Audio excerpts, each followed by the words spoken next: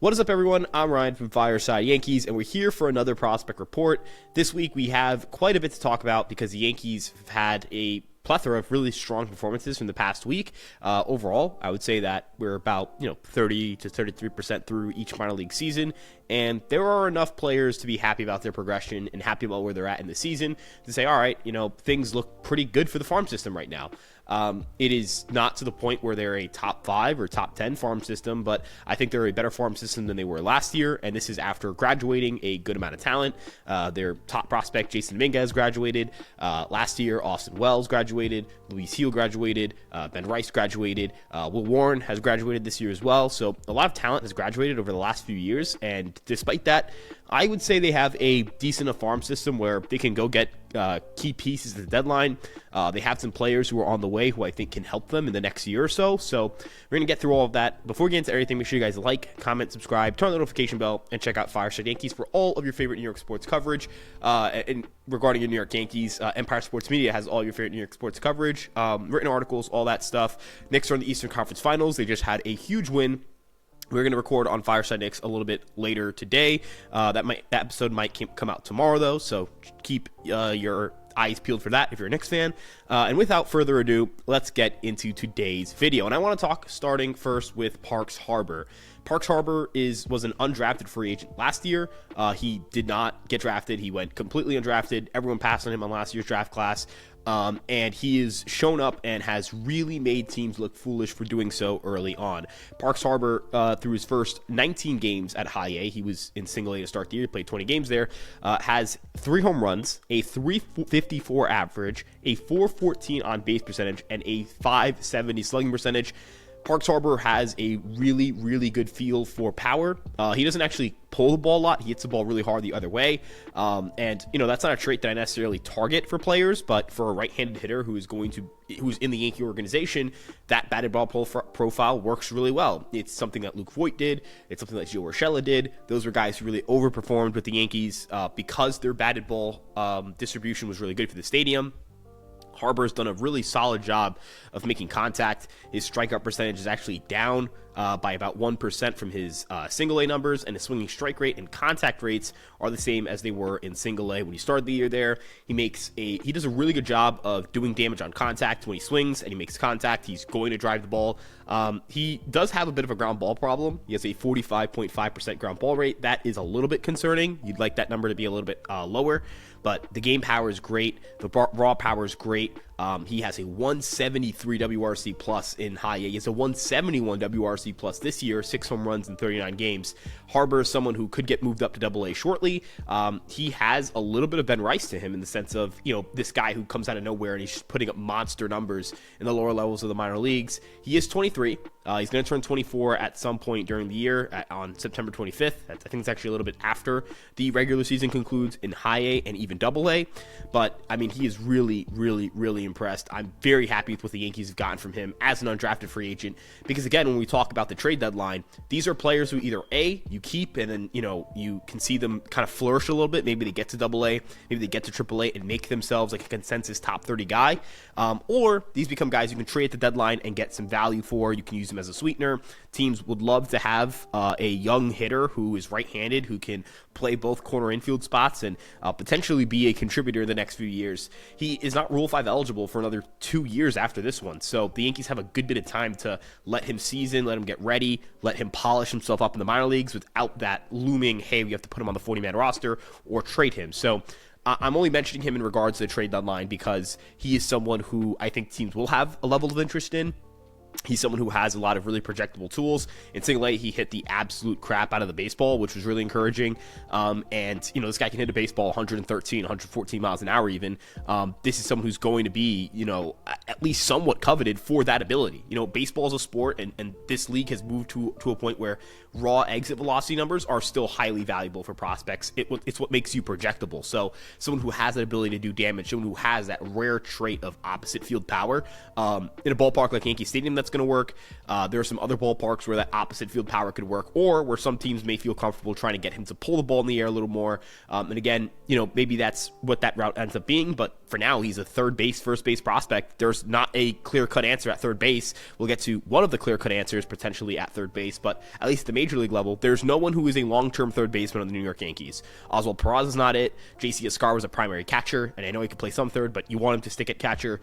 And Oswaldo Cabrera's out for the year, and he wasn't really considered a long-term starter at third base anyways. He was considered more of a utility man. So for Parks Harber, if he keeps flying through the system, I don't doubt that the Yankees will let him, go move up levels and keep challenging him. I wouldn't be shocked if we found out he got promoted to Double-A before the All-Star break, and that would be a huge, huge success on its own for a guy who's in his first full season as a pro.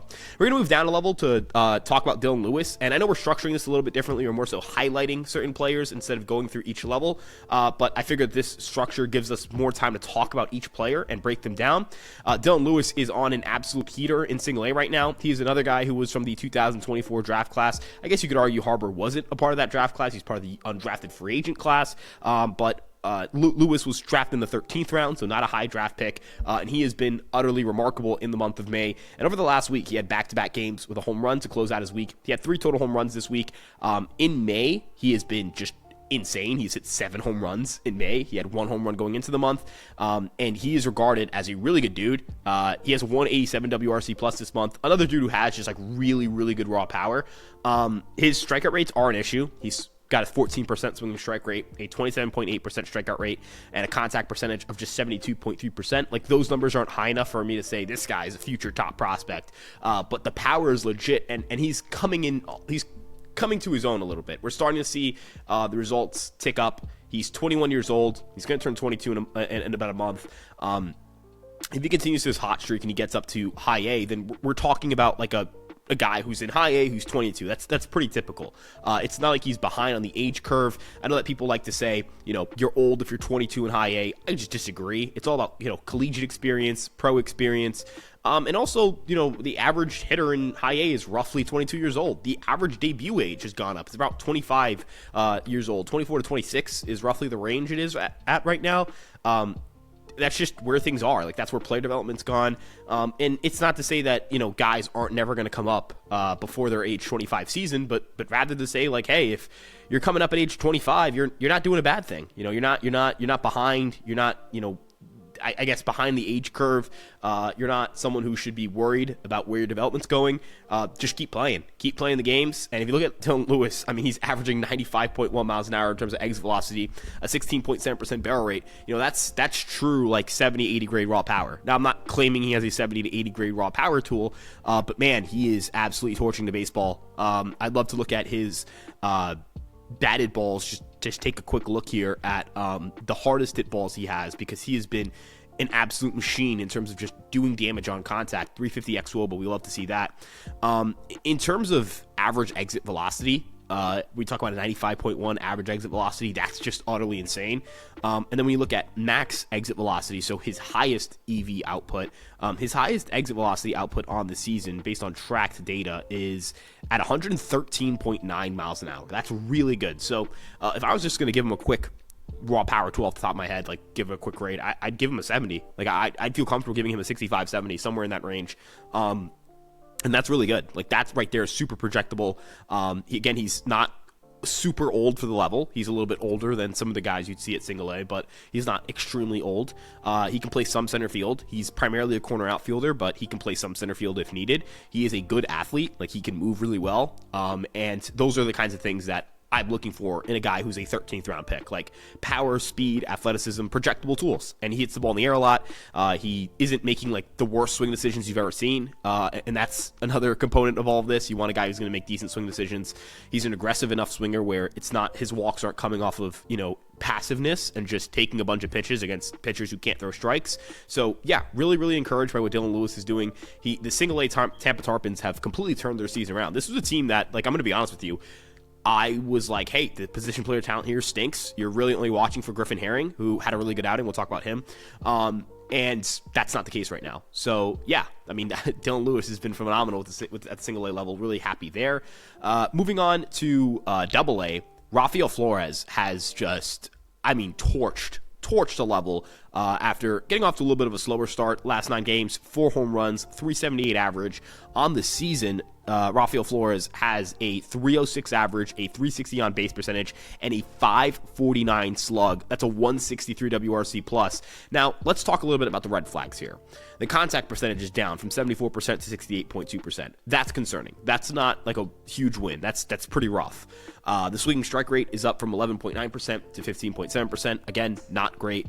But the power has remained just remarkable, and his results have remained really good. He is just so good at hitting the ball hard. He hits the ball harder than anybody else, basically, outside of Spencer Jones in the organization. He's a guy who I would give a 70 grade raw, 70 to 75 grade raw power tool. So, I mean, he just does so much damage on contact. He is a freak of nature in that regard. He is a big dude. Like, the contact rates are low, don't get me wrong, but I actually think he has enough power to kind of overcome it. The things that are going to hold him back as a prospect in terms of grades, depending on who you talk to, is the defense. Is the defense going to be good enough? Can he play catcher at the major league level, or is he a first baseman? Because as a first baseman, yeah, it's kind of a rough profile. Like, as a first baseman, it's a bat-heavy profile for a guy who may not make enough contact to make it at the big league level. But there are players who have had worse contact rates, like significantly worse contact rates with similar raw power, who have performed really well at the major league level. So I'm not saying it's impossible for Flores. If Flores is a catcher, his value is immense. Like, his value on the market, and you know, when you talk to teams like, hey, is Rafael Flores a player you're going to target on the Yankees? That ability to go out there and, just play quality defense behind the plate, it's going to be valuable to them. And, that's kind of where when we talk about defense and defense mattering, teams want to make sure that you're not just a guy who needs to be like a 130 WRC plus hitter to provide any value to a roster. You have to, like, the value of a DH who is, a 100 to 105 WRC plus hitter, like, those guys end up going to the KBO. More times than not. Like, those guys end up going to the MPB. Those guys don't get major league deals. You look at like a Willie Calhoun with the Yankees. He was roughly a league average hitter, but he was an awful defensive player and a DH, most importantly. So, it's really important for Flores to take the right steps defensively. I don't know if he's going to be a catcher at the next level. I trust the Yankees enough where, like, if they're going to continue to give him opportunities there, I believe he can do it.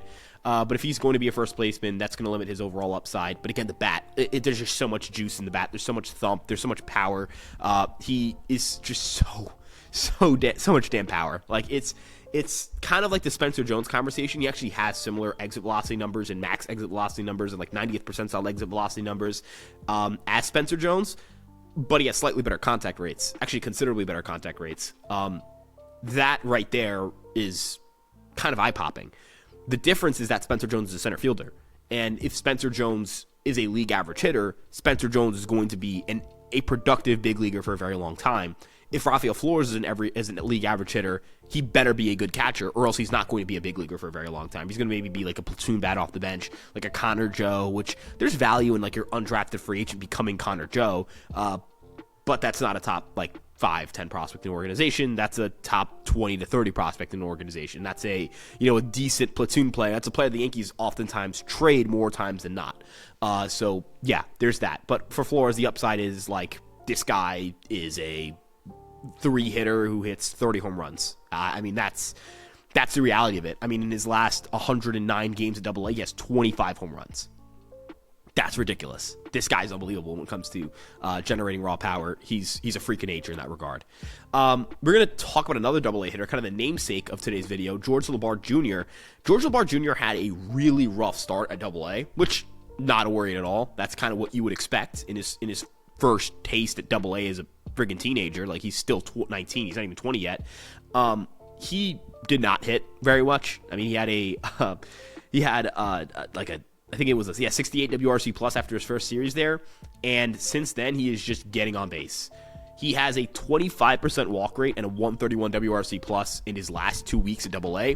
On the season, he has a 109 WRC plus and a 397 OBP. There's still not a lot of slug. He only has one extra base hit at the level. That's something he has to improve on. Like, full stop. If he does not hit for more power, he will not be a superstar at the next level. He may not be a top 5-10 prospect like he's tracked to be based on some reports and based on kind of where people feel like he's at physically. But at the same time, the plate discipline's ridiculous. Like, this guy makes so much contact. He hits the ball hard still. Like, he's hitting the ball harder than he did last year. I believe Baseball America reported that he's hitting the ball, I believe it's 2 miles an hour harder on average than he did last year. His contact rates at this level are ridiculous. He hits the ball into the ground a decent bit. It's not a ton. It's not enough where it's a worry, but it's enough where it's like it's not a skill for him to lift the ball in the air. It's not like it's his primary skill. He walks so much. He makes such good swing decisions. He sees so many pitches. At Double-A, seen 328 pitches in 73 plate appearances. So that is 4.5 pitches per plate appearance. This guy is working the count. He makes, again, just gorgeous swing decisions. This is an extremely mature hitter. The thing that's encouraging, too, is he's 19. Like, he's not going to stop filling out his frame yet. And if he does, I'd be stunned. He is a ridiculously good defensive player at the shortstop position. He is a phenomenal base runner. He is so many things that I think are just positive. 17 steals in 41 games at the minor league level so far. Only caught 3 times. He is just so damn polished. He's so good. Just has to figure out the power. He has to figure out a way to hit more home runs. Maybe it's going to come in a hot streak. Maybe it's just going to, like, click. He's just going to start hitting bombs. But he's going to have to do that at some point because he's a top 30 prospect in baseball. But he could be the number 1 prospect in baseball. That's not out of the that's not out of the cards here. Like, Jason Dominguez did not come up to Double-A and immediately hit. He came up to Double-A and struggled hard. It was really rough for like 3-4 months, including when he first came up in like late September, and then he really struggled to start the year in 2023. He did not get off to a good start. So George Lombard Jr. absolutely balling in terms of the walk rates. He looks so much better than I think anyone could have possibly imagined he would look this soon into Double-A. Like, I was kind of stunned to see a 109 WRC+. I expected him to be below 100 for at least the All-Star break. Like, I really expected it to be rough, really rough to start Double-A because it's a hard level to conquer. Another player we got to talk about in the middle infield who I think should be a Double-A, like, as soon as humanly possible, is Roc Riggio. Roc Riggio kind of dealt with the same issues George Lombard Jr. did. Not enough pop in the bat. Like, 176 ISO was actually above average last year at High A, but you want to see more than 11 home runs in 106 games. And I think Riggio would say the same thing. He is crushing the ball in High A. I mean, he has got 6 home runs in 16 games. He flirted with a cycle, I believe, during the week. 702 slug, 446 on base, 281 average. Pull rate isn't even ridiculously high. He's just hitting everything hard and in the air, and it's gorgeous to watch. He has such a good swing for Yankee Stadium. He's one of those guys where, I really do think the player and the organization couldn't have been a better fit. I honestly think the beard rule being gone is something that has benefited Riggio. I think he should not be a buttoned-up guy. That's not who he is. That's not his personality. He is a very eccentric ball player. He has a big personality. He's had a big personality when he played at Oklahoma State. I mean, he's just crushing the ball. He's been so good thus far. I'm really impressed with what I'm seeing. He's making a lot of contact, even more contact than he did last year. He's walking more than he did last year. He's hitting more power than he did last year. He's swinging a little bit less than he did last year, but how am I supposed to care, right? How am I supposed to care if the swing rate's down a little bit when every swing is being maximized, right? Every swing is just gone. Extra base hit, gone. Doubles, triples, home runs. He has 10 extra base hits in 14 High A games, guys. That's unbelievable. Last year, he struggled to generate extra base hits consistently throughout the year, especially to start the year. Wasn't really hitting for a lot of power. It's not like the weather has warmed up entirely in Hudson Valley. There are still days where it's like really cold. There are still games they're playing in cold weather. He's unbelievable. And now if you look at his numbers across 120 games in High A, dating back to last year, 16 home runs. I mean, now we're talking about a guy who's got some juice in the bat. He's a really, really good polished hitter, college guy, was really good in college, really good at Oklahoma State. 4th round pick, not a late draft pick, not a guy where you're like, 4th rounder who's crushing it as a 22-year-old in High A. Like, this guy has the profile of, let's get him up to Double-A. Let's challenge him a little bit. Let's challenge him a little bit. He's got good speed. I think the time for him to be in High A is over. I think it should be over. He's conquered the level. And if he can hit in the Eastern League, which is a tough league to hit in, again, we talk about with George Lombard Jr., I did not expect him to translate as quickly as he has. If he's sitting in the Eastern League, right, like now we got a prospect here. And now we got someone who either A, again, we're talking about like the Yankees in a contention window, trade piece, guy you hold on to. And with the Yankees' lack of clarity in the infield, I wonder if he can get some third base reps. He's played some shortstop last year. He played, I believe, 6 games at shortstop last year. He plays primarily second base. Can he play third base? Can Jazz play third base? Can he move Jazz to third? Like, there are so many conversations and questions you can have here. Roc Riggio, absolute rock star. Love him so much. Great dude. Can't wait to see him at the next level. Now, the last guy we're going to talk about offensively is Jesus Rodriguez. Jesus Rodriguez, I mean, there are so many good things I could say about him and what he's done at AAA. He was called up to AAA after a really not good start in AA this year.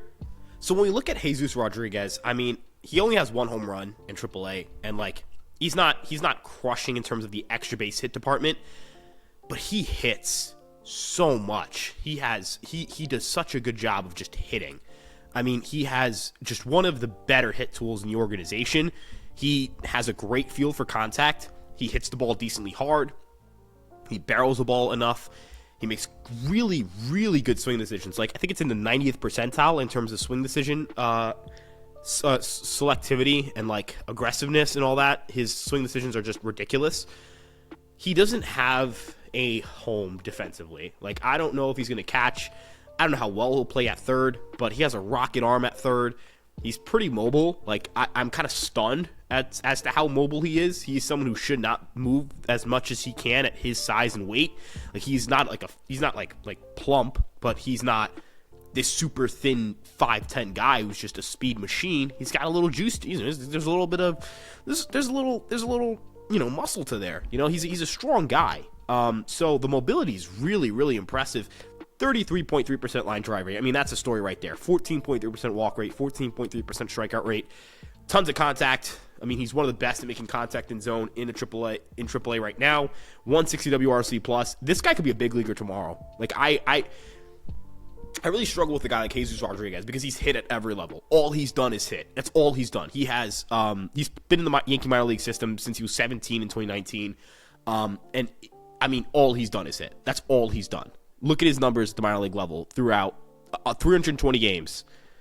312 average, 399 on base, 468 slug, 14.8% walk rate, 14.4% strikeout rate, 139 30 WRC plus. At what point is he just a hitter? At what point is he just a guy who's going to hit? Like, he has never. Double A is the only place he struggled, and that was in like 7 games this year. And last year he played a little bit and was average, and he was hurt for most of those games. So when he's healthy, he hits. That's just how it goes. He hits. That's all he does. He hits for high average, gets on base a ton, enough jump, juice and thump in the bat that like I think he could hit 10 home runs in a season, playing at Yankee Stadium, and that might work. Singles hitters don't really work for me at Yankee Stadium. I don't really have a lot of faith in that. But he hits. That's all he does. It's kind of crazy. It's at this point, it's kind of insane that he's as good as he is. Jesus Rodriguez might be a big leaguer, like point blank period. And looking at the Yankees' third base room, I know DJ LeMahieu has had stretches where he's looked decent to start the year, and I don't want to like completely rule him out as like a bum. But he's not stopping me from calling up Jesus Rodriguez because Pablo Reyes is part of this bench, and he's not a big leaguer. Like, no disrespect to Pablo Reyes, but he's simply not a big leaguer anymore. Oswald Peraza has a 57 WRC plus. Like, it's trending in the wrong direction after he had a couple of nice swings to start the year where I was like, all right, there's something. There's nothing here. Not enough power, not enough contact, not enough juice, not even a good enough glove. Like, the glove is not bad, don't get me wrong. He can pick it at third. But it's not good enough to outweigh just terrible offensive production. And again, DJ LeMahieu, I have a right-handed bat who's this defense-first kind of guy and can play second and third and looks really, really good at second. Like, I actually really like what LeMahieu's provided for me defensively at second. I know he can provide for me defensively at third. So, I don't know. Jesus Rodriguez, he might just be a big leaguer. He might just be a big leaguer right now. We're going to highlight some pitchers. We're going to talk about Cam Schlittler first because Cam Schlittler is the guy who I think a lot of people look at and go, is he a big leaguer this year? Is it going to be this year?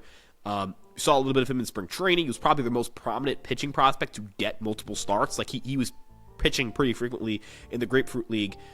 2.47 ERA, 2.38 FIP, 29.7% strikeout rate, 8.6% walk rate. more strikes than last year. His last time out, he looked brilliant. 6 innings pitched, 8 strikeouts, 2 walks, 6 hits, no runs. He had a clunker against Portland, in Somerset. I was there for that start. And I'm going to be honest, he just doesn't get hit hard. Like, whenever he has these blow-up starts, bad defense plays a role in it. The Somerset defense is brutal. That's kind of also why I want Riggio up, because I think he's a better glove than he's a good enough glove to play the infield, and they kind of need him. Their position player group is rough. It's like Dylan Hasso, who has been impressive, don't get me wrong, and George Lombard Jr., and Flores plays him first, but Hardman has really struggled offensively this year. But like, as it pertains to Schlittler, like, this defense has not been very good behind him, and he's still pitching really well. Like, the BABIP against is 336 for a guy who does not get hit very hard. And it's not like hitters are getting, like, really good. They're hitting the ball on the ground a lot against him. The EVs are not very high. When I was in Portland, getting to see some of the exit velocities and some of these hits were just kind of hilarious. Like, he was giving up, like, 69 mile an hour hits, 71 miles an hour hits, balls that just should be caught, like, plays that should be made by big leaguers or guys who are going to try and get to the big leagues. Schlittler's been awesome. Schlittler's awesome. He's great. 13.5% swinging strike rate. Again, just unbelievable damage prevention. This guy's only allowed 1 home run in 43 and 2/3 innings pitched this year. And he's playing in an Eastern League with, like, good talent. The Binghamton Rumble Ponies have Jet Williams. He's one of the best prospects in baseball. They have Ryan Clifford, tons of pop there. I know their pitchers are kind of what you look at there. Like, Jonah Tong Jonah Tong's a big leaguer probably. Jonah Tong's going to be an ace one day for the Mets. Eastern League, they had the password. I can't pronounce his name. It's like Joelengsley Garcia. He's really good. He's someone who could be a top 100 prospect. Blaze Jordan can hit. They have dudes who can hit. Like the Rockies have, some batters in Hartford. Hello, Blue Jays. New Hampshire is kind of rough in terms of, like, overall talent. They're getting some talent there, though, but they're not there yet. There are just dogs in the Eastern League. You have Bryce Eldridge for Richmond, who they've already played, and he pitched against Richmond.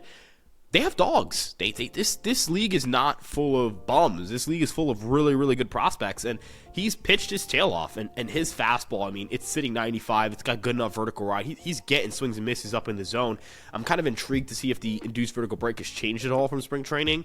The cutter's nasty, slider's really good, curveball's good. He's just got 4 pitches he can go to.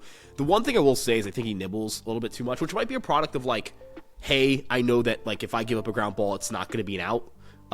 That's not kind of the way he can think about his ground balls, but I think he has to pitch as if he has to pitch to get the results he needs, or to control what he has to control. He can control the ground balls. He can control his strikeout rate. He can control his walk rate. He can't control what the defense does or doesn't do. The Yankees are going to promote him if the process is good. They're not going to promote him just based on results. That's not how the Yankees operate. And so for Cam Schlittler, I think he just has to be more comfortable throwing strikes, going after guys. Like, he has the kind of arsenal that, like, won't get barreled up. Go after dudes. Don't, last time when I saw him in Portland, and I'm only referencing a bad start because it's really easy to talk good about someone after a really good start and go, like, look at what they did so well, look at the film. Like, when people go, like, look at the film and they're only looking at good plays, you're not going to learn anything about a player. When I saw him pitch against Portland, he had 2 guys, he was ahead 0-2 and he walked them. He had 2 situations like that. That can't happen, right? Like, you can't be a big leaguer, a productive big leaguer, and do that 2 times in a start. Maybe once in a while, twice in a start can't happen. So, consistency getting ahead. Consistency getting ahead, staying ahead, and putting guys away. That's going to be something he works on. But those are minor things. Those are getting aggressive things. Like, Will Warren worked on that like this. April couldn't do it. Look at him now. He's striking out everybody. So, it's not one of those things where it's like, I can't rank him aggressively because he doesn't know how to, put guys away sometimes. No, that's a normal young pitcher thing to go through. So for Cam Schlittler, the build is great, tons of extension, really good profile. Like, I think Cam Schlittler just profiles as a major league starter. He's going to be a major league starter one day. I would say he's more of a back end guy right now. Like, he doesn't have, like, he's not Jonah Tong. He's not, he's not what Chase Hampton was a couple years ago. He's not, I don't think he's as good as Carlos Lagrange. But he's good. Like, that's kind of where he's at. And there are like guys like that who have been very successful. Look at Jordan Montgomery. He was not a better prospect than some of the guys I just mentioned. He just was never a better prospect than those guys. He was never he was a good prospect, but he was never like, oh, this guy's a top 100 prospect. Oh, this guy's a monster. It was like, yeah, he's good. He's not a top 100 guy, but he's good. Typical top 150, top 200 guy. That's what Cam Schlittler is. And sometimes those guys, when they have really good strike throwing abilities, they end up being really productive big leaguers who have a long career. So really, really happy with what Schlittler's provided. Josh Grosz. Look, I've talked about a lot of Hudson Valley pitchers, and I want to highlight Grosz, and I'm not going to talk about the other ones today because I've talked about them to death. Josh Grosz is the one who doesn't get talked about enough. 7 innings, 8 strikeouts, 1 home run. It was a home run, 4 hits, no walks. 12 walks, 45 strikeouts, 35 innings pitched, 3.60 ERA. That's an 83 ERA minus, 17% better than league average, 30.8% strikeout rate, 8.2% walk rate, 48.8% ground ball rate. This guy's nasty. Like, Josh Grosz is gross. He just is. Fastball, low arm angle, really weird release. He's a tall guy, so it's not like he's releasing it low off the ground, but for his height, he's releasing it low off the ground. Good enough vertical ride, sits 94, 95. Slider is marvelous. It's a marvelous pitch. Gorgeous. Tons of vertical depth. Not a lot of horizontal movement, but it's just like death ball slider. Really gross. The other pitch that is just absolutely wicked is the changeup. The changeup's just special. It's a really good pitch. He only has 3 pitches, and that kind of limits his upside as a starter. But I feel like I got to rank this guy aggressively this year, or at least come summertime.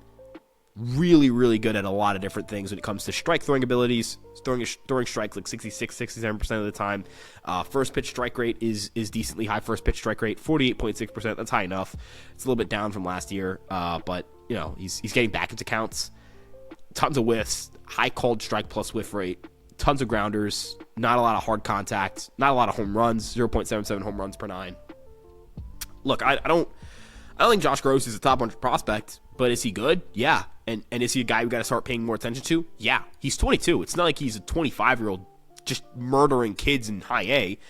He's a guy who's about as old as the guys in high A, pretty much as old as the guys he's pitching alongside. You know, when we hype up Carlos Legrand, when we talk about Ben Hess, Bryce Cunningham, oh my God, he's as old as these guys. He's just as old as all of these guys. So he's looked really, really good. I'm really excited with where he's at, his progression, his upside, his future with the Yankee organization. He's not Rule 5 eligible until the end of the 2026 season. He should be up in Double-A soon. I don't think he should be at this level much longer either. I think the Yankees have to start getting guys promoted. They have to start getting guys moving. You're not going to get enough. You're not going to do enough if these guys aren't moving. Another guy I'm going to talk about, Griffin Herring, 6 innings pitched, 10 strikeouts, 2 walks, no hits. He was, this guy's just really good. Fastball was up a little bit in terms of velocity. Movement's great. Slider's great. Changeup's great. Doesn't have a 4th pitch as well, kind of like Josh Grosz. 3 really good pitches. Simple. Just shoves. I mean, Griffin Herring has been the best pitcher in this organization results-wise this year. He's been the best pitcher in Single-A this year. He doesn't belong at the level. He doesn't. And if you're someone, like I know a lot of LSU fans show a lot of love to my post, and I just want to thank you guys. You guys have been great for that, even though a lot of these guys aren't Yankees fans. Guys and gals. Griffin Herring, I mean, he doesn't belong here. If you're an LSU fan, you know he doesn't belong here anymore.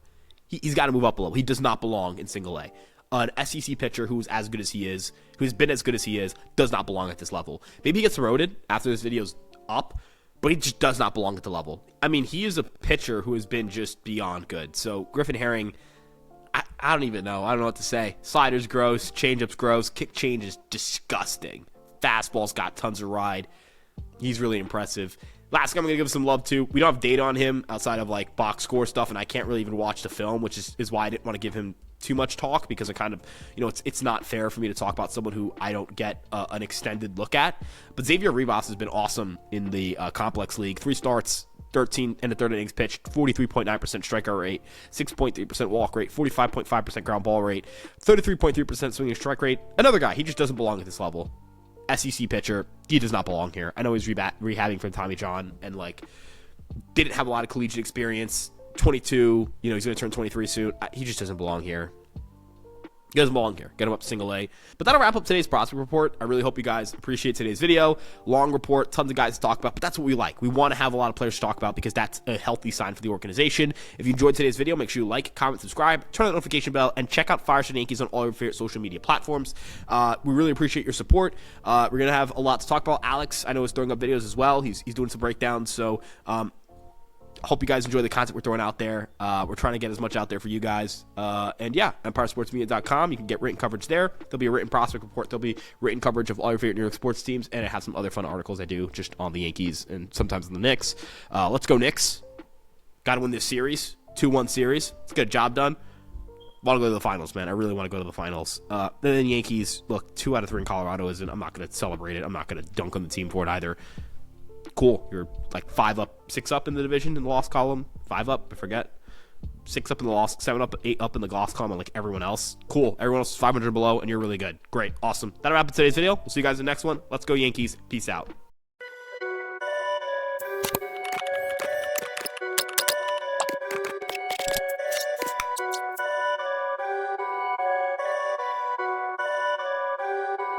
Perfect.